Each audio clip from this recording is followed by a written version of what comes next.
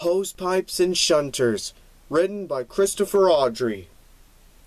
Mavis, the quarry company's diesel engine, had gone away for repairs, and Toby was doing her work in the quarry. One morning, Percy was shunting in the yard of Farquhar when the station master came to see him. "There's an emergency at the harbor," he said. "The Fat Controller wants you to go at once to help sort it out." "But what about the shunting?" Percy protested. "Toby is up at the quarry, and the shunting must be done."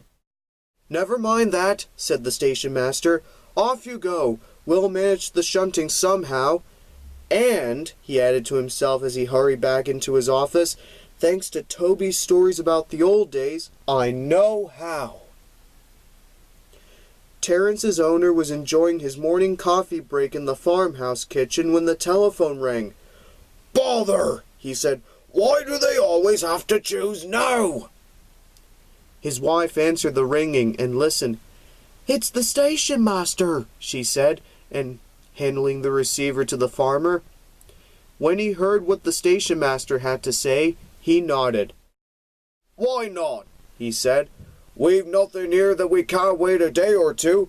We'll be with you in about half an hour, though. I don't see how you're going to work it."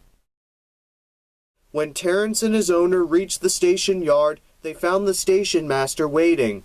Beside him, on the ground, lay a framework made of wood. Terrence's owner jumped down. "How?" he began. "We fixed this frame to Terrence's front," explained the station master, "so that he can push. When he needs to pull, we use a cable from his tow bar.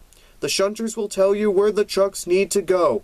Oh, and if you need to cross any of the lines, please use those metal ramps." Terrence had the time of his life. The trucks grumbled, but then trucks always do. Terrence took no notice of them. "If only Toby could see me now," he chuckled to himself. But up at the quarry, Toby had other things on his mind. He had worked hard all morning, and as he had only a small water tank, it was now nearly empty. Unfortunately, because Mavis did not need much water, the water column that had once stood near the office had been taken away. "Bother that Mavis," grumbled Toby. "Why can't she drink water like any proper engine instead of that horrible oily stuff? What am I going to do now?" Toby's driver laughed.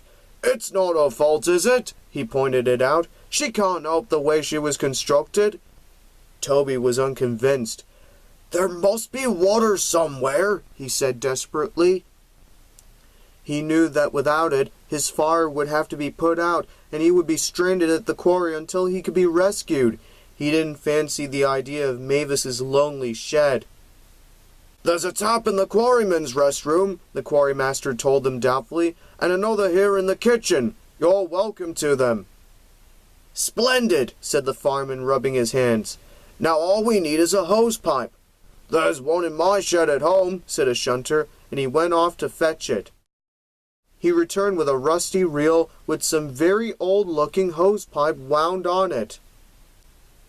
"It'll have to do," said the fireman as he uncoiled it. He fastened one end to the tap and put the other into Toby's tank. Then he turned to the driver, who was standing by the tap. "I'd like 625 gallons, please," he said. "Very good, sir," said the driver, and he switched the water on. Toby's tank was small, but it took a very long time to fill. By the time that they had finished, he was late with his work, and it was dark before he got back to Farquhar. "Quarries are all very well," he grumbled as he fell asleep, "but you'd think a poor engine would be able to get a quick drink. Is it so much to ask?"